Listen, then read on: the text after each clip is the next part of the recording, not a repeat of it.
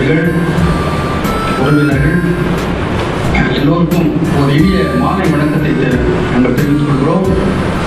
ஒரு இனிய ஆரம்பம், ஒரு புதிய உதயம், ஒரு புதிய விடியல். யெகோவாவின் சக்தியால் ஒரு புதிய குழந்தை பிறந்திருக்கு.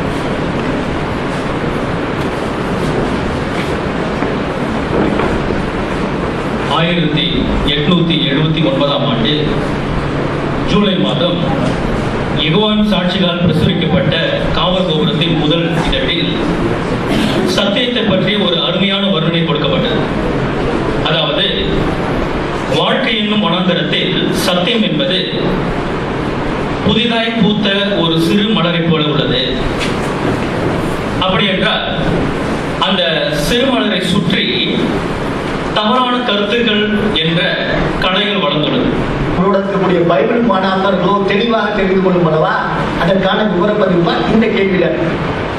கிறிஸ்துவின் நினைவு நாள் எப்படி அனுசரிக்கப்படும் என்பதை விளக்குங்கள். எப்படி அனுசரிக்கப்படும் சிஸ்டர் கோபி?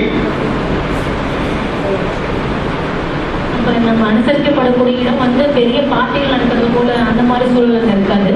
ஆனா எல்லாருமே வசதியா உட்கார்ந்து நிகழ்ச்சி அனுபவிக்கிற விதத்துல நேர்த்தியா சுத்தமா இருக்கும்.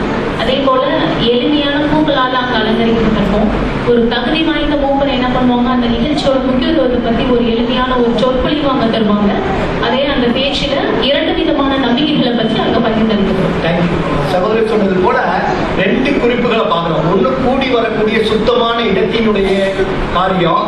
2வது, அதை பற்றியான விளக்கங்கள் வேதபூர்வமாக கொடுக்கக்கூடிய பைபிள் சொற்பொழிவு. 2 அம்சம் இருக்கக்கூடியதா இருக்கு. கூடுதலாக ரோமர்